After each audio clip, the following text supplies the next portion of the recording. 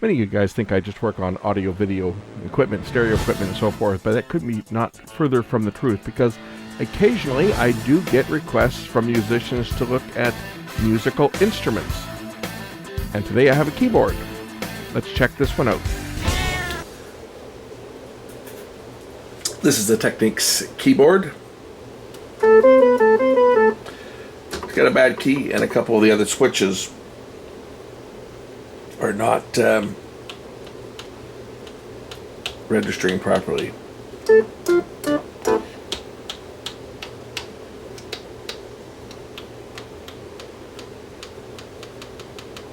That one you gotta press kind of hard. But this switch is not working, so let's pop this one apart and see whether it's something that's easy to fix. I've been told don't go very far on this one, so this is going to be a pretty quick.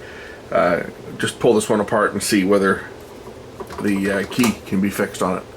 Once all the screws in the bottom are removed, the keyboard itself just lifts off the base, and we're going to be looking at the keyboard switch here. Figure out which one of these keys is not making a connection. So next we're going to remove the screws that hold the key switch circuit board in place, so we can examine the keys under here. They're going to be rubberized key switches. Pretty much guaranteed they're rubberized key switches on this type of keyboard.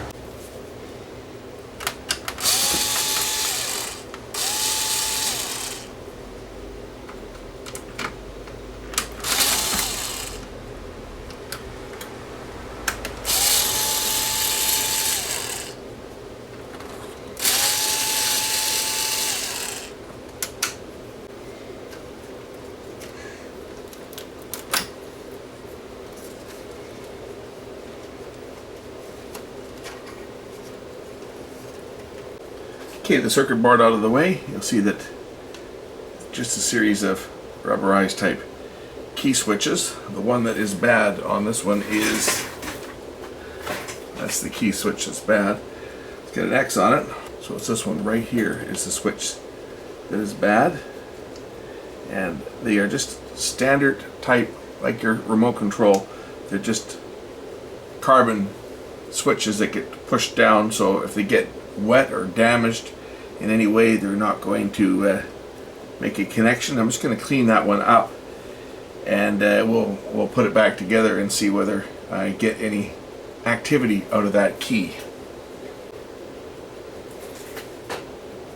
Just going to wipe this one up with some isopropyl alcohol.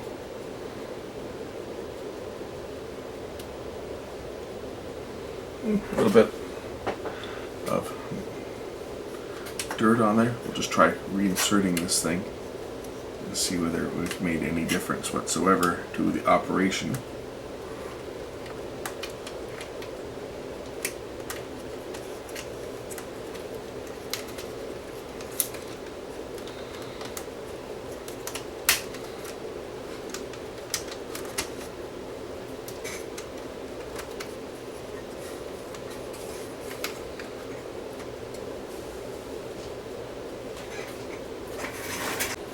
Fit the screws back in.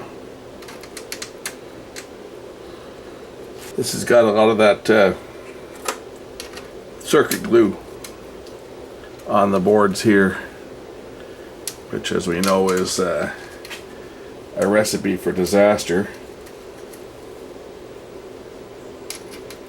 If it hasn't caused problems yet, it will.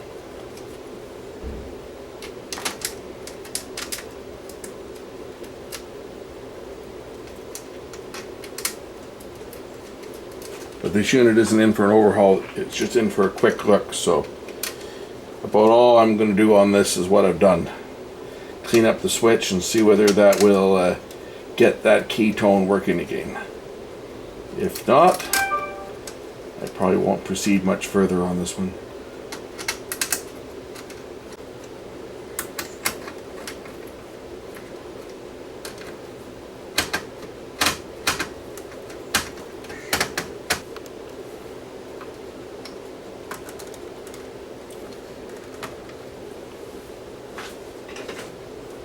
Okay, now that we've got it, the keyboard back together, or get the board back in, Let's test the key that was bad, which was this one here. It works. Let's try all the keys.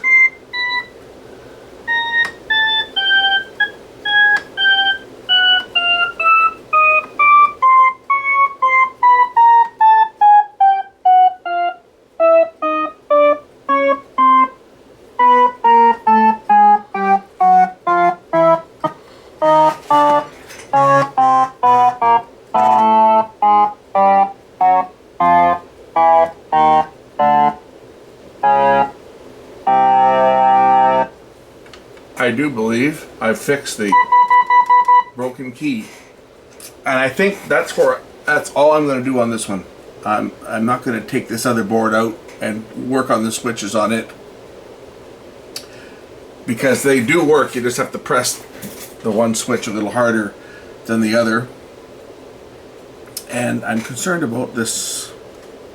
I don't want to disturb the board any more than I have to, because this crappy glue is just a recipe for disaster, and I don't want to cause any more problems again on this, because it was brought to me for a very specific problem, one key not working, and that key is now fixed. So I'm going to leave this one at that. If you have one of these keyboards, and I think any of them, like the Yamahas and the Technics and the Casios, they're all very similar. These ones are not they're not progressive keys. They're either on or off, and they all use these rubberized keypads like this.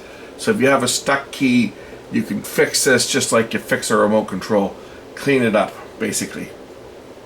Let's throw this one back together, and then I'm going to call this one done. You guys don't actually expect me to play this thing, do you?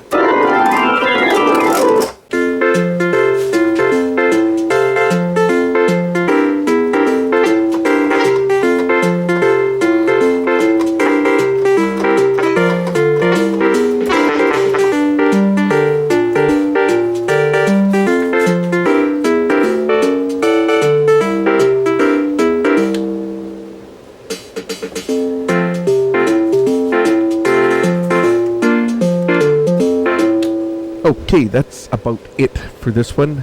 Thanks for watching, and we'll catch you in the next one real soon. Bye for now.